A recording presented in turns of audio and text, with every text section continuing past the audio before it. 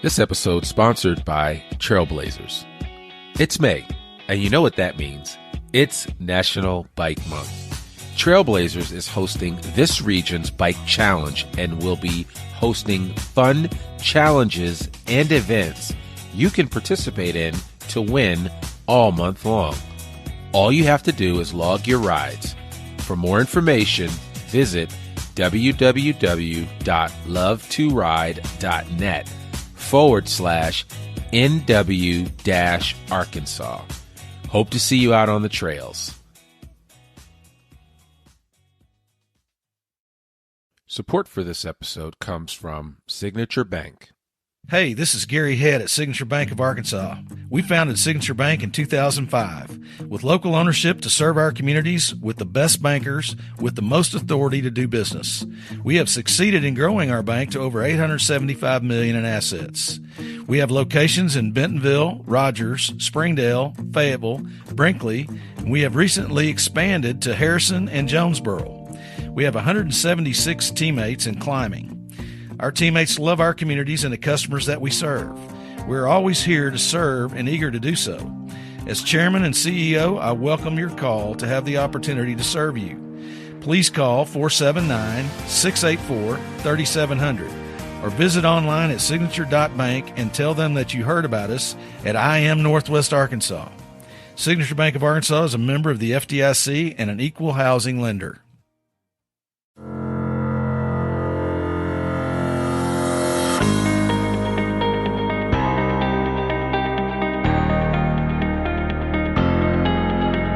It's time for another episode of I Am Northwest Arkansas, the podcast covering the intersection of business, culture, entrepreneurship, and life in general here in the Ozarks. Whether you are considering a move to this area or trying to learn more about the place you call home, we've got something special for you. Here's our host, Randy Wilburn.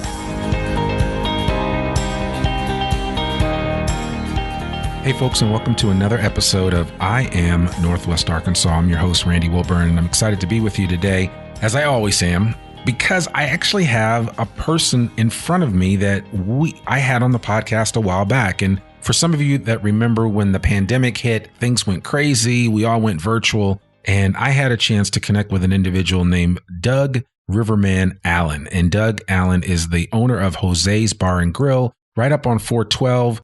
And that's in Springdale, right? It's actually Tawnytown. It is Tawnytown. Yep. Okay, all right. Springdale zip code. Springdale zip code, right? Close enough. Yeah. So, but anyway, Doug is well known. They've got one of the best brunches, if not the best brunch in Northwest Arkansas. The food is amazing, great salsa, the whole 9 yards. But Doug is just a salt of the earth guy. He's a native from Northwest Arkansas. And when I first came to reach out to him, the episode was episode 63, and we talked about don't give up, right? And it was just at the height of the pandemic. Things had just started really hitting the fan, and there was a lot of uncertainty. And his episode was a very powerful episode of momentum for a lot of people. And we got a lot of feedback. It was one of our most listened to episodes. And so, we said, let's bring this guy back on. And to top things off, he wrote a book during the pandemic. So, he decided that he wasn't busy enough trying to keep his restaurant afloat. Right. I'm going to write a book too. So without further ado, I want to welcome Doug Riverman Allen to the I Am Northwest Arkansas podcast for a second time. How are you doing? Thank you for having me again. It's an honor, I tell you.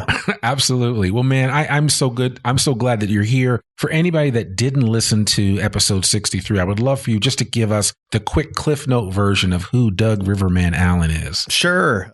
I own Jose's. I've owned Jose's for about 18 years. And when our last podcast with you, we talked about, the pandemic of when they shut down restaurants and all that kind of stuff. And, we had to flip our restaurant to a grocery store and get creative and sell sanitizer and bulk grocery items and masks and all that kind of meat. Meat. Yep. I bought meat from you, and I got sanitizer and meat. That's a crazy combination. Exactly. So, we flipped it into a grocery store, and, we didn't give up, and it saved my business. It helped out the community, and I'm still here running Jose's and that was in 2020. Has it already been? I know, it's 2 years. 2 years. 2 solid years. So yeah, it was crazy, but we made it work and we did not give up. Yeah. No, I mean, I certainly applaud you. And the one thing that I will take away is because we follow each other on Facebook, and you always had a lot of encouraging words. And I think your overall message was just keep going,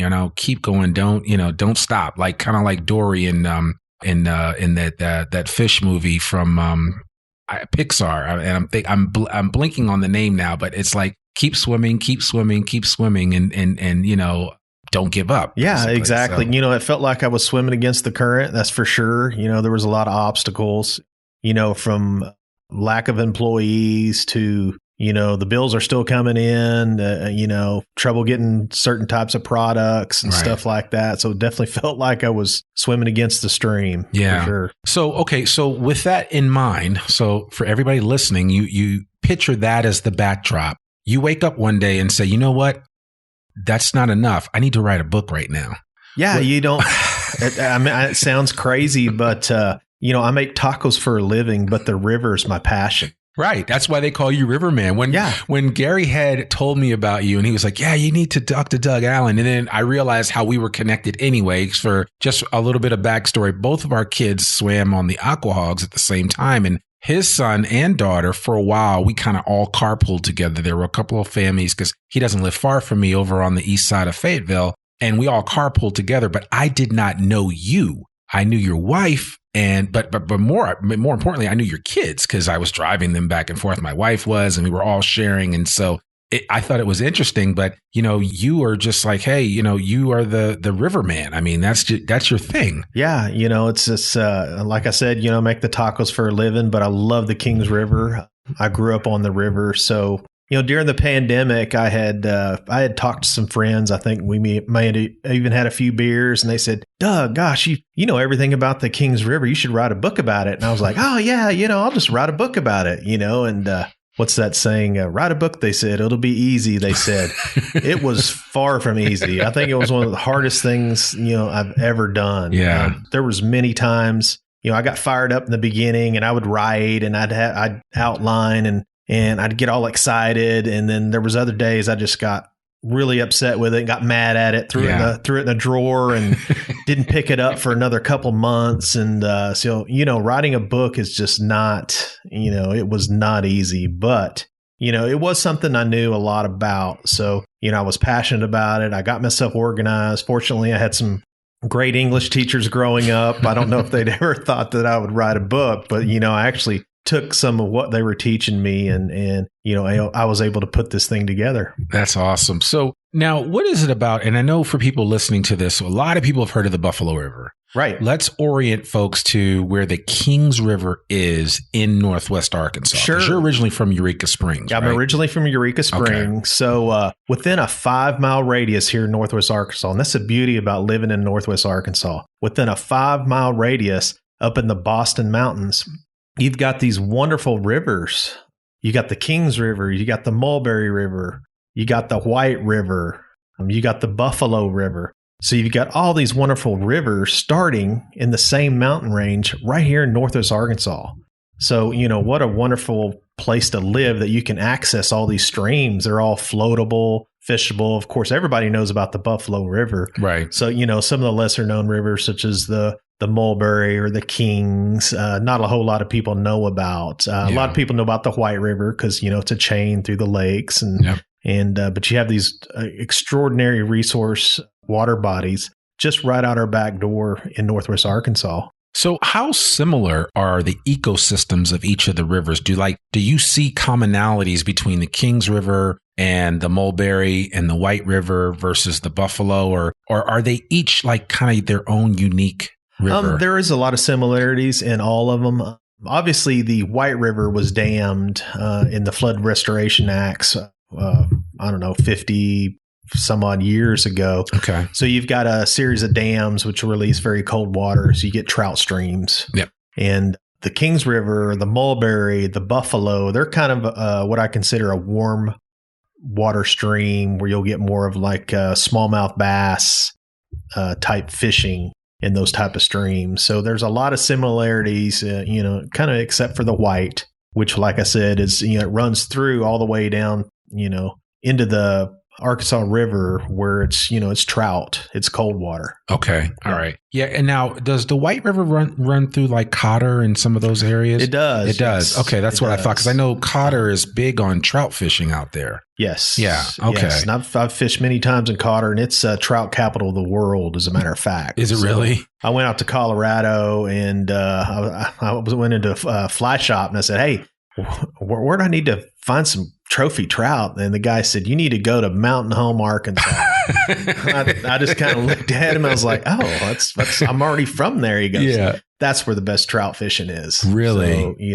So you got all these wonderful rivers and trout streams and smallmouth streams, and once again, right out your back door in Northwest Arkansas. Yeah, I don't think a lot of people realize that. No, I don't think so either. I mean, people are starting to discover it. Obviously, there's more and more people moving to Northwest Arkansas, on a weekly basis, but they need to check these things out. Absolutely. Yeah. What wonderful resources we have. Man. So what was it for you?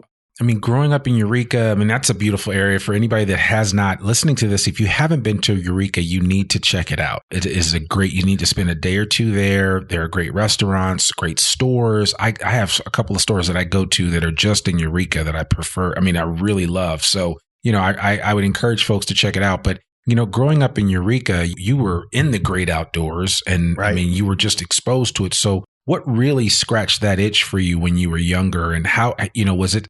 I know for me, I was a scout person. I was Cub Scout, Weeblo, Boy Scout. And my scoutmasters were kind of really introduced me to the great outdoors, along with a former neighbor, Mr. Scott, may he rest in peace. And that's how I got, what was it for you? Well, I come from a family of biologists. My dad was a microbiologist. My uncle was a marine biologist. We had always been around some body of water, fishing, lake, river, you name it. So we were big outdoorsmen, but mainly we gravitated toward water. So, as a young child, my dad wanted to move to Eureka Springs. He drove through there, stopped at the Kings River, fell in love with it, and all of a sudden we moved there. So my very, very first memory of being on the Kings River, and it gives me goosebumps thinking about it, was my dad had parked somewhere on the river near what's called Kills Creek. Mm-hmm. And he decided he was going to take his fishing pole and a bucket of crawdads that he and Mom had caught, and he was going to walk down the river a little ways and catch a few bass. So I think I was 4 or 5 years old at the time. I may have been a little bit younger, actually. So I looked at my dad and said, "Man, this is a cool dude with a fishing pole." And he had this bucket of crawdads, and they were, it was cool just looking at the crawdads. So I started following him down the river. My mom didn't see it. And my dad, of course, didn't know I was following him. And I stepped off into a deep hole. Ooh. And it still gives me goosebumps thinking about it. And I can still close my eyes and envision the ripples of the water and the minnows slowly, swimming in front of my eyes as I was in this deep water hole, which I thought was deep. It was only 4 or 5 deep, but I was only few feet tall. That's a lot for a little kid. I was drowning. Yeah. I was drowning. So I just remember the calmness of it and watching the ripples and the beauty of the water and the fish, then slowly everything started to get dark. And the next thing I know, I was on top of his truck, and he was trying to get every bit of water out of every orifice in my body, I think, while Mom is over there, giving him the what for right. For not watching his son and make him nearly drown. So my goodness. That was my first experience of the Kings River. And I've had a attachment to that river ever since. Wow. So, that wasn't, as a youngster, that wasn't the only time that we would go to the river. It was a regular basis. Every 2-3 days, we would grab our buckets and fishing poles and catch crawdads. My mom she had to be the world's best barehanded crawdad catcher I've ever seen. She would see a crawdad, turn over a rock, snatch that sucker and put it in a bucket. And, we'd have a great time. And, I didn't grow up with a whole lot of money. So, we actually fished out of that river, to put food on our table. Yeah. So, not only was it a recreational resource, but we depended on that for food on the table. You probably weren't the only family. Probably not. There's a lot of people that have used the Kings River for that same reason. And, it's kind of a funny, I'm strictly catch and release now when I go fishing and I take people. We were so poor growing up one time, we had to eat fish out of that river for a month straight. I kid you not. Really? So we had a 50-pound bag of potatoes and we ate smallmouth bass and Ozark bass.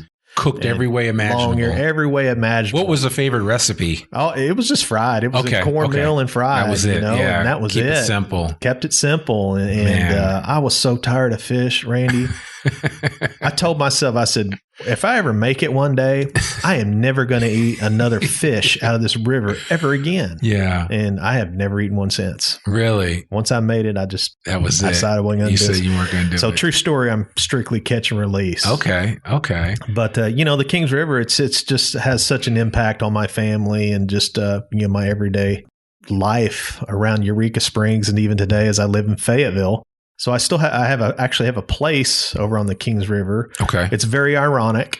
It's directly opposite of where I almost drowned as a kid. Really? So it's a subtle reminder for you. So it's a subtle reminder. So it's kind of odd that I have a small cabin over there and on that river at that exact same spot. But it's when I'm not making tacos at the restaurant, I promise you I'm on that river somewhere. Somewhere. Okay. Yeah, and it's so one of the things that you do that I really respect you for is that you give back to young people that sometimes aren't exposed to the river the way you were at that age, right? And so you have a program called the Riverman School for Kids. And I know for the past couple of years, twice a year, you would take kids out to the river, teach them how to fish, show them, the whole process so that they can not only learn how to fish, but also appreciate nature. And so could you talk just a little bit about that? And what was your inspiration for that specifically? Sure. It was during the first part of the pandemic and these kids had nothing to do, nowhere to go. I think the camps were closed and travel was restricted and all that kind of stuff. So I just put a camp together, at my place on the river and invited 10 kids to come fish. And it didn't matter if they had any experience or not. So, a lot of the kids have never held a fishing pole. They've never felt the tug of a fish. They've never caught a crawdad, a hellgrammite. They've never seine for minnows. They've never experienced that. So I had some sponsorship. I had some people that gave me some fishing poles. So the kids got to take home a fishing pole and a bag of lures and stuff like that. But, they come over. We talk about the river. We talk about how to take care of the river. Sure. We talk about what's in the river. Then we go for a hike. It's it's not easy going fishing. Sometimes you got to walk. So I make sure they walk at least a half mile to get where we're going. Then we stop, we grab our buckets, catch crawdads. We hang crawdads from our ear. It's called an Ozark earring. So we have fun with that. We catch hellgrammites, which are a menacing, they look like a centipede with big old kind of pinchers on the front. Yeah. I've so seen the kids, they overcome their fears holding that kind of stuff. And then after that's said and done, we walk another 200-300 yards and then we go fishing. We put the bait on the hooks and then we catch smallmouth and long ear and Ozark bass. And these kids you should see the look on their face when they catch a fish or they feel the tug on the line for the first time. Listen, it's unbelievable. It's hard to describe. I'm a big fisherman and I primarily cut my teeth fishing in a reservoir as well as also fishing off of an area there in Washington, D.C. that my grandfather used to take me to. And then I went deep sea fishing, but it's indescribable to say how it feels when you get that first nibble on the line and you're just like, oh, you start to pull back and you get excited and there's just nothing like it. It's, they're hooked, pun intended. But right. Once they catch that fish, they just, they squeal with joy. They want to do it again and again. I've had kids come back 2 or 3 years, right? Now to the school because it's so much fun and they learn something new every time. Yeah. So this sounds like this is going to be ongoing. You're not going to. I'll probably continue to do that. Okay. I really enjoy the kids. Sometimes it's like herding cats, you know. So all you teachers out there, man, much respect to y'all. Because mad respect to the teachers. Mad respect to the teachers. So that's for sure. But for the most part, it's pretty rewarding to share something that's so important to me, to those kids. Yeah. Well, let's talk a little bit about the book, The Riverman's Guide to the Kings River. It's about 104 pages. There's a lot of information. There's pictures. There's maps. can you maybe walk us through just a little bit about the process that it took to create this book? Sure. Like I said, it wasn't an easy thing to do. So I came up with an outline. I didn't want a book that was just a very dry guidebook. I wanted something with some history. I knew a lot of history about the Kings River. I had stories of my childhood that I wanted to add in there. I didn't want the book to be dry. I wanted people to be able to get their information out of the book, but I wanted to capture their attention and make them feel like they were on the river when they were reading the book. Yeah. So I put a bunch of stories in there in my childhood. The one I just told you about drowning. There's a story about a snake in there. But I also wanted to honor the people that were important to that river before me, such as J.D. Fletcher, Joe Head, Bud Stopple. All those people were, if you were on the river at one time or another, you're probably going to run into those people. And they were legends of the Kings River. So I wanted to give stories about them, describe those characters to the people, and then, hold their attention with the book instead of just being something dry with here's the Kings River, go here to put in, here's the fish you catch, So I had seen those guidebooks and I didn't want it to be that. So, that was a little harder probably for me to put together, with all those stories and that other stuff. So, it did take me, it took me a couple of years to put this thing together. Because like I said, I got mad at it. I threw it in the drawer, and then, I have finally found someone that was very instrumental, Angela Belford, in helping me put everything together. Okay. So that was very instrumental. And I want to thank her for sure of helping me get this book together. So I was able to piece it all together and have something really, really special. Yeah. It's funny, because I actually have a book coach right now, and I was telling you that I'm working on a book myself, and it's tough. And I've constantly been reminded, and I've told other people this, we all have a book in us. Whether we choose to write one or not is a whole nother story. Right. You know what I'm saying? I mean, we all have stories to tell. And, I can only imagine. I mean, I read some of the stories that you had in here, and it was just, you kind of bring the Kings River alive through your experience. And I think that's important because we all have experiences, and there are great stories that each one of us has to tell. And so I think this book is a great example. I think a lot of people might find inspiration, not just on how to fish the Kings River, but also in how to take your story and immortalize it on paper. Yeah. So, I think that's awesome. Well, what's next for Doug Riverman Allen when it comes to the Kings River? What are you hoping to accomplish? And I might add that I know like the Buffalo River just celebrated 50 years? Correct. It's a 50th anniversary. We just had them on from the foundation. We had those folks on the podcast a couple of months ago, and that was really successful because they're doing some really amazing things there on Buffalo River. So what's next for the Kings River?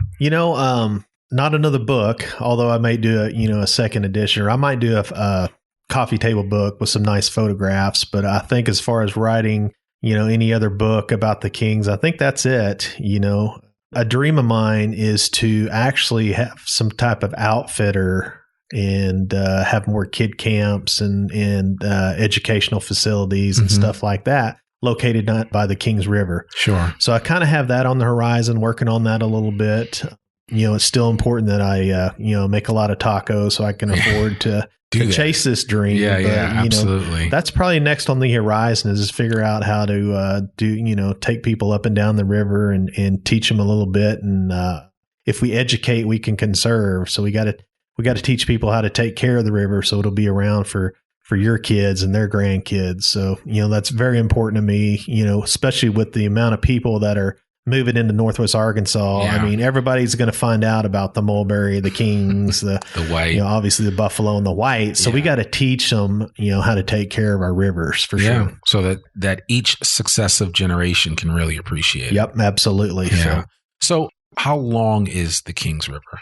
It's over 90 miles. Okay. As a matter of fact, and it's a north flowing river that runs into Table Rock Lake, which is an absolutely wonderful lake to fish in, swim in, recreational.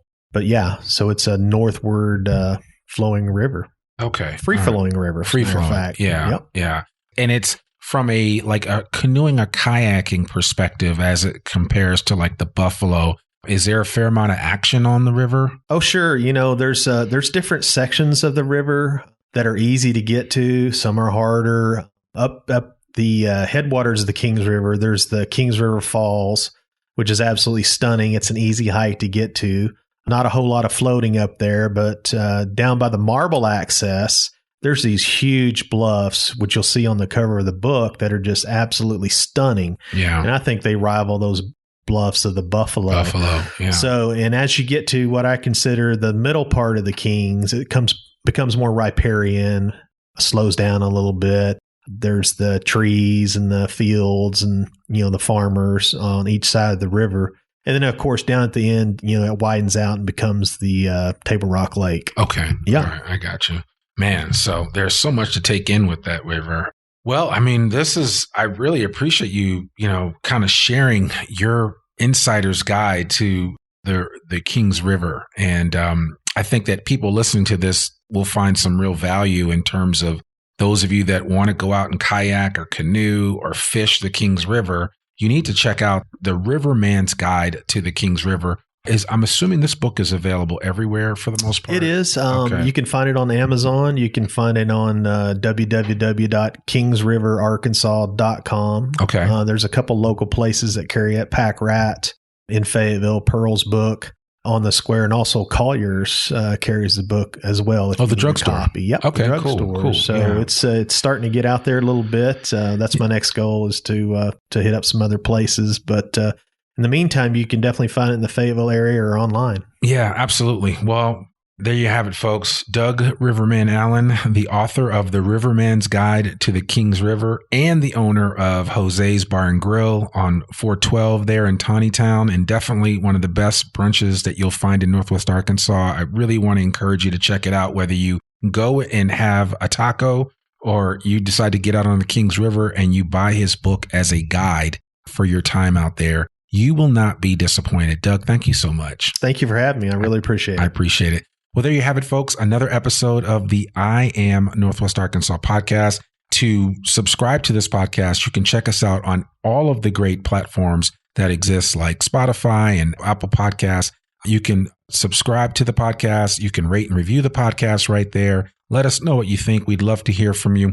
Remember, our podcast comes out every Monday, rain or shine. So we'd love for you to connect with us and learn a little bit more about Northwest Arkansas from the perspective of business, culture, entrepreneurship, and life right here in the Ozarks. I'm your host, Randy Wilburn, and I will see you here next week. Peace. We hope you enjoyed this episode of I Am Northwest Arkansas. Check us out each and every week, available anywhere that great podcasts can be found. For show notes or more information on becoming a guest, visit IamNorthwestArkansas.com. We'll see you next week on I Am Northwest Arkansas.